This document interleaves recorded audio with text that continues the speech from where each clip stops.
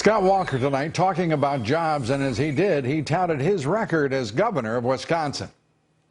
I think most of us in America understand that people, not the government, creates jobs. And one of the best things we can do is get the government out of the way, repeal Obamacare, rein in all the out-of-control regulations, put in place an all-the-above energy policy, get people the education and skills that they need to succeed, and lower the tax rate and reform the tax code. That's what I'll do as president, just like I did in Wisconsin.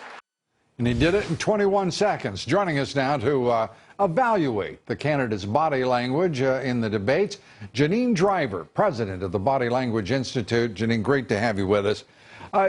She's also the author of You Can't Lie to Me. And I would like to get your sense as to, is there one candidate who made an egregious mistake in the way he or she held their body or their head or focused their attention?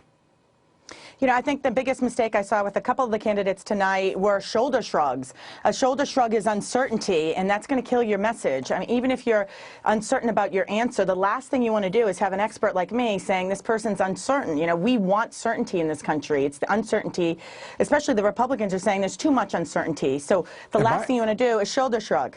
Am I mistaken? We saw shrugs with... I'm sorry, go ahead. Go ahead.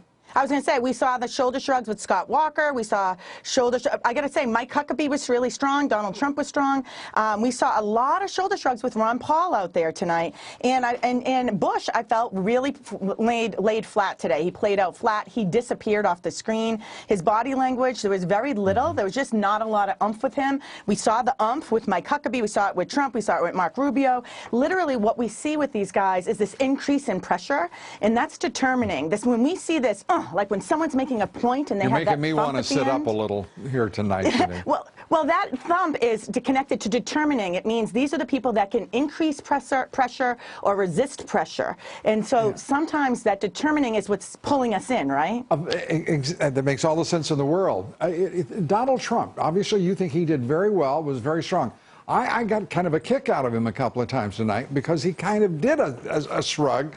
He was kind of opening his hands wide, and he was almost like saying, please, you know, give me a break here. And I love the way he talks. He puts his hand out like this. He's got a finger like this. I've never seen that gesture. I don't know what it means. What does it mean? Well, listen, you know, Donald Trump has no problem chopping. He was like the chopper. Usually we see with the politicians this thumb of power. Bill Clinton did this. America, I want you to listen and listen good. That's very good, That's the combination. Thank you. That's the combination of pointing and chopping, because this is the less aggressive this. But Donald Trump has no problem doing this, no problem chopping. Donald Trump did this like, wait a minute pose. This is what cops do when they come in and like, on the ground, ATF, FBI. Here's what Donald Trump is a pro at, and again, he was a pro here.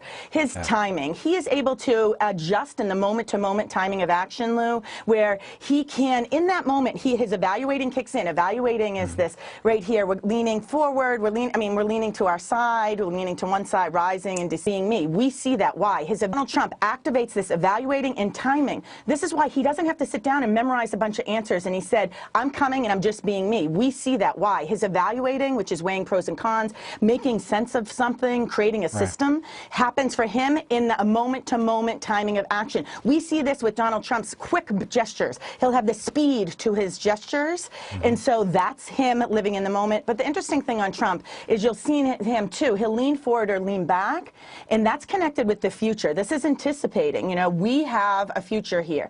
Now, Donald Trump, you know, when he was asked, it was interesting, when he was asked about, is he pro-life, is he pro-choice, it's the one time I felt Donald Trump actually became a little weak, and it's something we don't see often with him. He held the microphone here. What is his belief?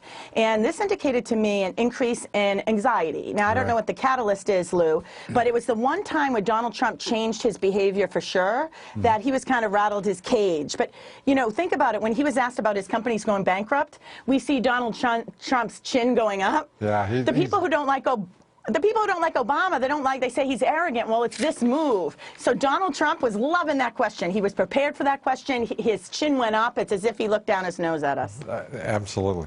Janine, thank you for that terrific analysis. One quick question. We've got about 10 seconds. We're actually a little over. That little exchange, that was a big exchange between Governor Christie and Senator Paul, in which, I mean, they went at it. Yeah. Any thoughts on that? Did that serve them well, at least in terms of body language and what they were expressing to the audience? Listen, Chris Christie is going to be seen as more likable here. So Chris Christie, even though he can be a pit bull, right, but he has this lean. He leans to his right a little bit, and so this is evaluating. You can see, look at him. See, look at, he's leaning right now to the right, right? We see this lean. Right. We see the lean to the left. This is evaluating right then and there. It's creating a system. It's what's important. What are the priorities here? Okay. And so Chris Christie is very interesting. He has no trouble saying, here are the priorities. So he comes across as more likable. Janine, thank you so much. We appreciate it. Terrific analysis. Thanks a lot.